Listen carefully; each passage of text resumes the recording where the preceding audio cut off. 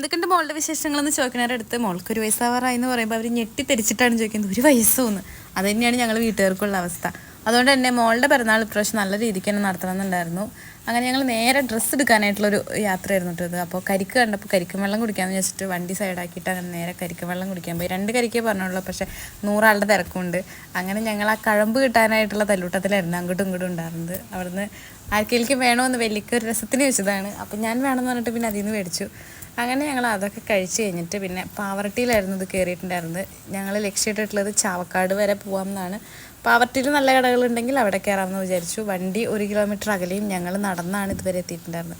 ശേഷം തിരിച്ചു വരുമ്പോൾ പാവറട്ടി പള്ളിയിലും കയറാമെന്ന് വിചാരിച്ചു. പെരുന്നാൾ നടക്കുകയാണല്ലോ, അപ്പോൾ പോകുമ്പോൾ എന്തായാലും സമയമില്ല. നമ്മൾ എപ്പോഴാണ് തിരിച്ചിറങ്ങുക എന്നുള്ളത് ഐഡിയ ഇല്ലാത്ത കാരണം, പിന്നെ ഞാനായ കാരണം 100 കടയെങ്കിലും എനിക്ക് കയറി ഇറങ്ങിയാലാണ് എനിക്കിഷ്ടപ്പെട്ടത് കിട്ടുള്ളൂ. അങ്ങനെ പാവറട്ടിയിൽ 2-3 കടയൊക്കെ കയറി പിന്നെ നേരെ പോകുന്നത് ലാമിയയിലാണ്. അപ്പോൾ താലിബ് പറയുന്നുണ്ട് ലാ മാറ്റി നാട്ട നമിയാന്നായിന്നുണ്ട്.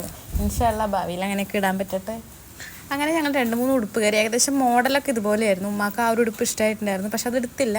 കളർ വലിയ ഇഷ്ടമാവാത്ത കാരണം. ഈ ഒരു ഔട്ട്ലെറ്റിൽ നല്ല കളക്ഷൻസ് ഉണ്ട് കേട്ടോ. ഈ ഒരു ചെയർ ഞാൻ നോട്ടിട്ടിട്ടുണ്ട്. എന്തായാലും ബർത്ത്ഡേക്ക് ഇത് ഞാൻ എങ്ങനെയും മേടിക്കും. ഒന്നെങ്കിൽ എൻ്റെ വീട്ടിൽ നിന്നായിരിക്കും, അല്ലെങ്കിൽ ഞങ്ങളായിട്ട് തന്നെ മേടിക്കാമെന്ന് വിചാരിച്ചു. പിന്നെ ഈ ഒരു ഫ്രോക്ക് എനിക്ക് ഭയങ്കര ഇഷ്ടമായിട്ടുണ്ടായിരുന്നു. നല്ല രസമുണ്ട് കാണാൻ. പക്ഷേ വേറെ ആർക്കും ഇഷ്ടമാവാത്ത കാരണം ജസ്റ്റ് ട്രൈ ചെയ്തിട്ട് അത് അവിടെ തന്നെ ഇട്ട് ഇവിടെ നിന്നൊന്നും മേടിച്ചില്ല. നേരെ പോയത് കാലിക്കറ്റ് ഫാഷൻ ബസാറിലേക്കാണ്. അവിടുത്തെ കളക്ഷനാണ് ഈ കാണുന്നതല്ല. ഇതൊക്കെ ബർത്ത്ഡേക്ക് ഇടാൻ പറ്റിയൊരു ഉടുപ്പാണ്, പക്ഷെ നമ്മൾ പിന്നെയും ഇടുമോ എന്നുള്ളൊരു സംശയമാണ്. 10,000-2000 രൂപ കൊടുത്ത് മേടിക്കണേലൊരു കാര്യം വേണ്ടേ. അപ്പോൾ ഞാൻ എന്തായാലും അതിലേക്കൊന്നും പോയില്ല. കാരണം പിന്നെ എൻ്റെ മോൾ അത് ഇടില്ല എന്ന് എനിക്ക് നല്ല ഉറപ്പാണ്. ഞങ്ങൾ കൂടുതലും കംഫർട്ടബിൾ വെയറിങ് ആയിട്ടുള്ള ട്രൗസർ, ടീഷർട്ട് അങ്ങനത്തെയാണ് കൂടുതലും നോക്കുന്നത്. കാരണം അത് പിന്നെയും നമുക്ക് ഇടാൻ പറ്റും. 500 രൂപയ്ക്കാണ് അതിന് വരുന്നത്.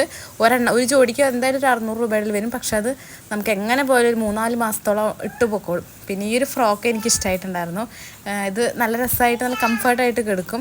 പിന്നെ ഈ ഒരു 2 പീസ് സെറ്റ് എനിക്ക് ഇഷ്ടപ്പെട്ടിട്ടുണ്ടായിരുന്നു. ചെറിയൊരു ഫോട്ടോഷൂട്ടിനായിട്ട് ഒരു ജോഡി കൂടി വേണമായിരുന്നു. അപ്പോൾ ഈ കോട്ടൻ്റെ ഈ ഒരു ഫ്രോക്ക് ഞാൻ മുന്നേ പെരുന്നാൾ ഡ്രസ്സ് എടുക്കാൻ വന്നപ്പോൾ നോക്കി വെച്ചിട്ട് പോയതാണ്. അപ്പോൾ അത് കൊടുത്തു. പിന്നെ ഞങ്ങൾ കുറേ കോസ്മെറ്റിക്സും അതുപോലെ ആക്സസറീസൊക്കെ മേടിച്ചിട്ടുള്ളത് ഞാൻ വീട്ടിൽ വന്നിട്ട് ട്രൈ ചെയ്ത് നോക്കിയിട്ടുണ്ടായിരുന്നു. 2 ഫ്രോക്കിനും കൂടിയിട്ട് 2 ഷൂ മേടിച്ചിട്ടുണ്ടായിരുന്നു. ഒന്ന് നോർമലും ഒന്ന് ഫാൻസി ടൈപ്പും ആയിരുന്നു. സോ അതിൻ്റെ ഭംഗി നോക്കി ഇരിക്കുകയാണ് എൻ്റെ എസ്ലു. പിന്നെ ഈ ഫ്രോക്കിന് വേണ്ടിയിട്ടാണ് ആ ഒരു ഫാൻസി ടൈപ്പ് ഷൂ മേടിച്ചിട്ടുണ്ടായിരുന്നു. മൊത്തം ഇടിയിച്ചിട്ട് ഞാൻ ഇക്കാക്ക് ഇങ്ങനെ കാണിച്ചു കൊടുക്കും. എന്ത് പെട്ടെന്ന് എൻ്റെ മോള് വലുതായി.